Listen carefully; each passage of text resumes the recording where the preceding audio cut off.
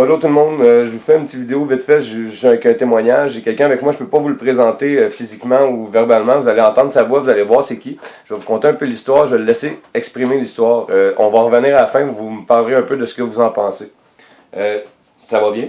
Oui. Okay. J'aimerais ça te demander, qu'est-ce qui s'est passé au juste toi dans ta vie? J'ai été abusé pendant 3 ans et demi de temps par un agresseur. Ça a duré de 2009 à 2013. Puis c'était pas mal ça. J'ai été abusé. Et tu l'as rencontré de quelle façon qui est rentré dans ta vie, en contact avec toi? De mon père. C'était des bons amis. Puis après un certain temps, ben, il a commencé à s'approcher de moi un peu plus. Puis après ça, je me sentais pas bien, mais je n'osais pas en parler. Je me disais, j'étais un peu jeune. Je pensais que c'était pas mal tous les amis qui faisaient ça. Fait que je me suis laissé faire, puis après ça, j'ai remarqué que c'était pas normal, mais j'avais trop peur pour le dénoncer. Tu te sentais comme si tu avais toi-même été impliqué dans quelque chose? Je pensais que c'était de ma faute, que à cause de moi, étant donné le fait que je m'étais laissé faire, tout était de ma faute, que j'aurais dû réagir plus tôt, puis que carrément, c'était tout de ma faute. Là. Puis ça s'est passé où, ça, au juste? Ben, ça a commencé dans le parc Ménard, dans un petit parc à côté de chez eux, pas loin de chez nous aussi. Puis, C'est quoi la rue qui mène à ce parc-là? t'as la rue de Rome, c'est sur Gouin. Puis t'as aussi l'avenue Wilfred Saint-Louis. Puis au bout de cette rue-là, ben lui il habite là. Okay. Fait que c'était pas mal facile pour lui, aussitôt qu'il sortait avec des jeunes du parc, il avait tout de suite à rentrer chez eux. Ok. Puis qu'est-ce qu'il faisait? Il t'amenait dans le bois sur quel prétexte? Qu'est-ce qu'il disait pour t'amener dans le bois? Ben, il y avait un scooter, puis on allait faire du scooter là parce que on pouvait pas, c'était un scooter électrique, fait que dans les rues, tout ça, on avait le droit, mais on coupait pas mal l'accès à tout le monde étant donné que c'était Lacordaire, Henri Bourassa, il y avait beaucoup de voitures. Fait qu'on allait dans le petit bois, c'était un chemin pour les cyclistes, pas mal pour tout le monde. Fait qu'on allait faire là, puis pendant que moi je conduisais, ben il en profitait. Il te touchait pendant ce moment-là. Puis il te demandait-tu d'arrêter pour continuer à quelque part ou c'était vraiment juste pendant que vous rouliez? Ben, on a déjà arrêté une fois, puis je m'étais blessé, puis ben, pendant que il savait que je m'étais fait mal, mais il s'en foutait, lui, tout ce qu'il voulait c'était aller au bout. Fait que, il frottait ma jambe, mais il montait de plus en plus haut. Je savais où est-ce que ça voulait aller au bout de la ligne.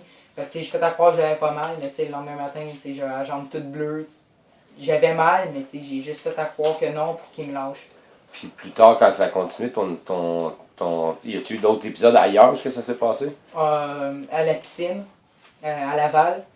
Je me souviens plus trop de l'endroit, c'est une piscine extérieure. C'est juste les différents endroits, juste nommer comme les places. Chez eux, chez nous, à la piscine, dans des restaurants, sur la table, dans d'autres parcs ailleurs. On l'a fait dans des métros, des GA, des marchés. C'est pas mal tout. Comment tu filais au moment où ça se passait, quand tu étais dans les places publiques? Ou...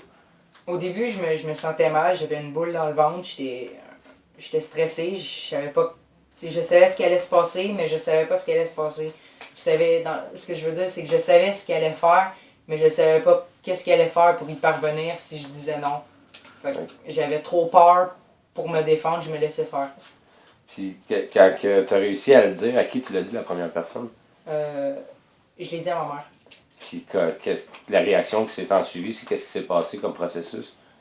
Ça n'a pas été trop long. On a appelé les contre l'agression sexuelle, la police, tout ça. Puis pas longtemps après, ça a duré peut-être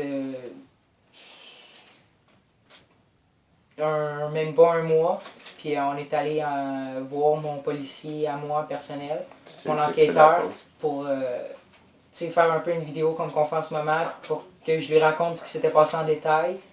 Puis il a été arrêté après. C'est quoi les détails? Les détails qu'il y avait comme terme dans ta déposition, c'était quoi? Ben, où est-ce que ça s'était passé un peu comme tu me demandes, là, où est-ce que ça s'était passé, puis qui c'est qui savait à qui je l'ai dit la première fois. Mais lui, il voulait plus en mettre sur les détails, où est-ce que ça s'était passé, comment ça s'était passé.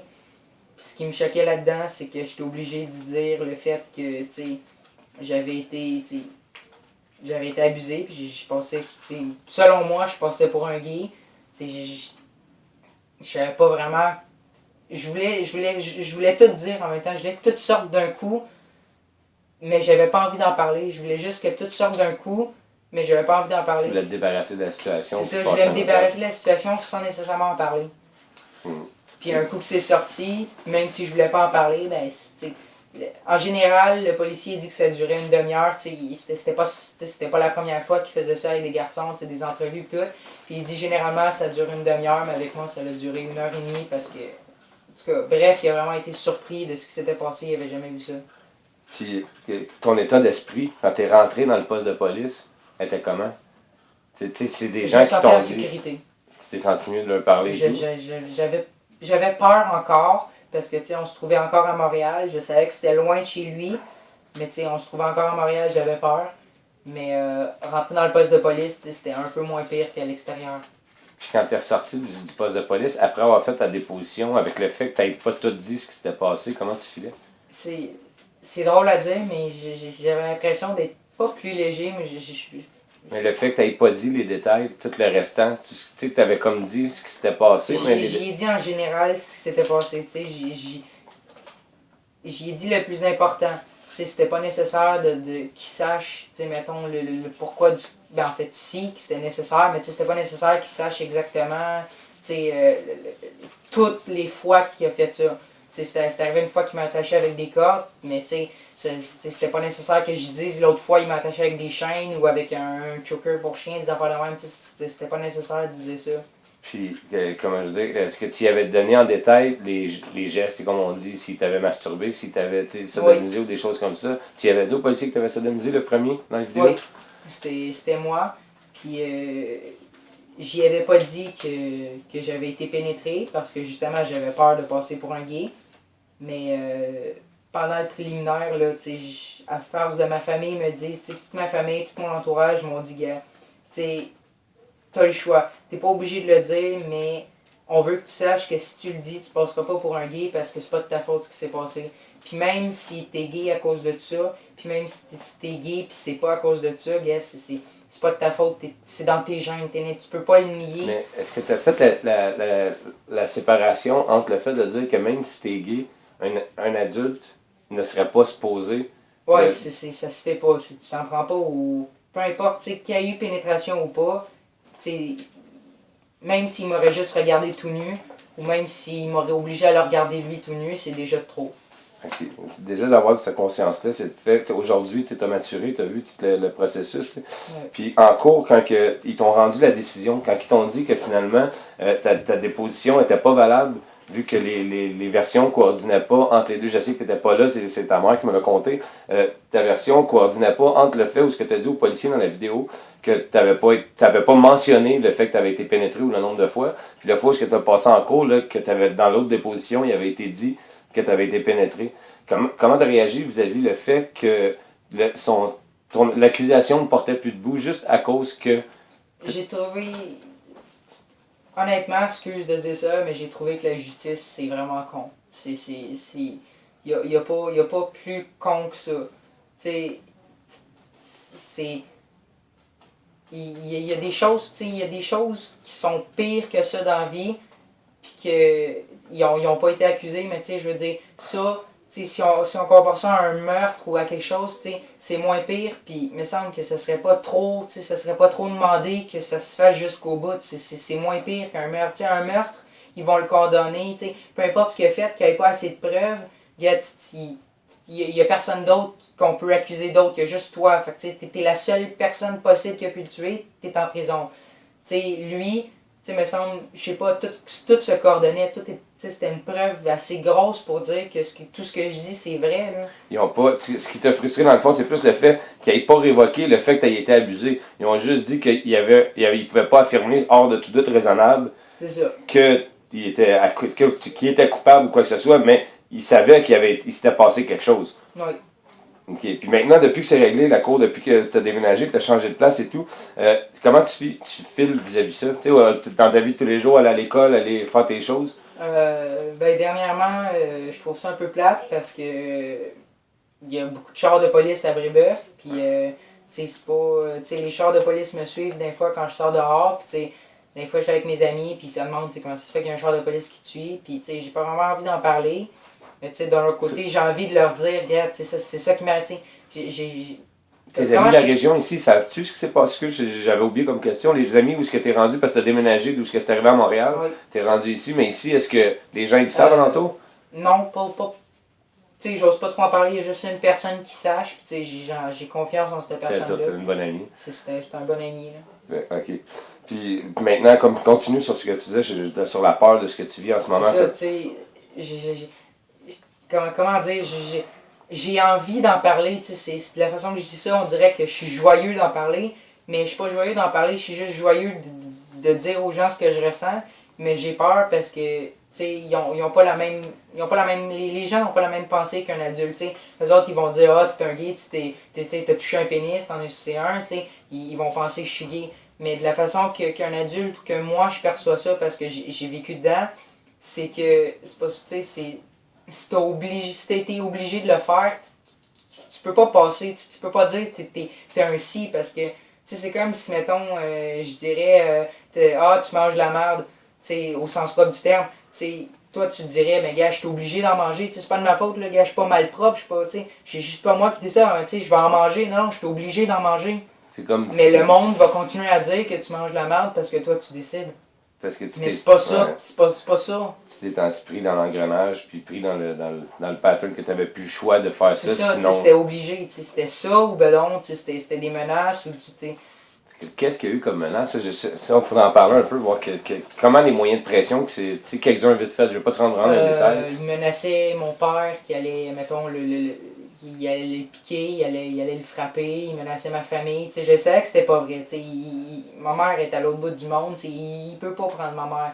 Mais tu sais, c'est quand même le doute, tu sais, tu sais que ça se passera pas, mais c'est quand même un doute, tu sais. Tu te dis, mais gars, tu sais, il y a une possibilité sur 1000 que ça l'arrive, mais si cette une possibilité-là arrive, il est trop tard. Ouais, puis aujourd'hui, tu te sens-tu persécuté encore? Tu sens-tu que, tu sais, as-tu rentré dans ta vie? As-tu rentré en contact avec toi? Oui, il a rentré différemment par des voitures, puis encore là, c'est juste ce matin, il y avait une voiture dans le cours qui nous observait, puis ça faisait un peu peur. Puis, mais tu sais, même si c'est pas lui, même si c'est juste quelqu'un qui vient se revirer de bord dans ton driveway. Ben, il prend des photos de nous autres. Il prend des photos de moi. Tu sais, à l'école, une fois, tu sais, je suis pas fier de le dire, mais tu sais, au début de l'année, ça m'arrivait de foxer. Puis il y avait souvent un char rouge qui me suivait qui prenait des photos de moi. Puis ça donne que ce même char-là, de cette même marque-là, de cette même couleur-là, les mêmes mags, tout, vient en face de chez nous, puis prend des photos de moi, il essaie de m'écraser. Tu sais, c'est pas... Puis t'en as reparlé avec la police et tout? Oui. Puis eux, qu'est-ce qu'ils disent de ça? Parce que je sais qu'eux aussi ont des frustrations vis-à-vis de ça, parce qu'ils se sentent impuissants vis-à-vis de la loi. Là. Ils disent que c'est un dangereux psychopathe. Qu'il faut juste qu'on fasse attention, il n'y a pas de... Les autres, ils disent qu'ils peuvent pas rien faire tant qu'il n'y a pas quelque chose qui se passe de concret. Tant qu'il n'y a rien, tant que je me fais pas kidnapper, puis même encore là, il faudrait attendre 48 heures pour être sûr et certain que je me suis vraiment fait kidnapper. C'est con. Okay. Je te remercie beaucoup du temps que tu as pris pour le témoignage puis tout. Je vais juste prendre un petit 2 minutes. Écoutez, c'est simple. Vous avez vu un peu ce qui s'est passé. C'est la vie d'un jeune qui va à l'école, côtoyer à tous les jours, que des gens le voient, ils ne savent même pas ce qui s'est passé avec. Je vais juste vous faire un résumé sur... j'ai parlé avec sa mère. Sa mère m'a dit qu'il y a une pile, ça des piles qui a été montrée de cas dans le parc où ce qu'il a parlé. Le parc Ménard, au bout de l'avenue Wilfrid Saint-Louis. C'est comme une petite ruelle de choses. Je sais qu'il y a eu plusieurs choses qui sont passées dans la même chose avec le même homme. Le policier a mentionné une pile de plaintes qui a été faite, mais qui ne se sont pas rendues jusqu'au bout. En ce moment, ce que je fais, ce jeune-là n'a pas été capable de voir un psychologue encore. Il n'a pas été capable de parler avec quelqu'un du problème. Il est dans le système CAVAC et IVAC, je pense, mais il n'a pas été capable de voir un spécialiste encore pour parler. Il aurait besoin de s'exprimer. Vous voyez comme il en parle quand même ouvertement, mais il reste des choses à faire. Il se sent persécuté, il se sent suivi. Il n'y a pas eu d'injonction de ne pas approcher. Plein de choses, vu que la plainte n'a pas été retenue, il a été acquitté. Donc, il y a un travail à faire. Je veux faire une conscientisation. Je veux que tous les parents qui se sentent interpellés ou quoi que ce soit, vous vivez dans la région, faites-le écouter à vos enfants. Je voudrais juste que les enfants de la région, dans le coin de Montréal, Montréal-Nord, vous écoutiez la vidéo. Si vous vous sentez interpellé, vous sentez que vous avez vécu la même chose, puis c'est peut-être le même homme, je vais vous inviter à rentrer en contact avec moi. Venez par message privé, rentrer en contact avec moi, ou sinon vous pouvez m'appeler sur mon cellulaire au 514-887-5470. Ça me fait plaisir de prendre votre appel. Vous allez rester anonyme, comme vous avez vu. On veut pas mettre personne on the spot, mais il faut agir, il faut faire quelque chose. Ça, c'est ce que la réalité de que les jeunes vivent aujourd'hui, ne plus se sentir protégés par notre système de loi. Je veux pas que personne plaigne contre le système, la personne, le juge ou le policier. Ce qu'on va essayer de trouver, c'est que la faille est encore plus haute que ça.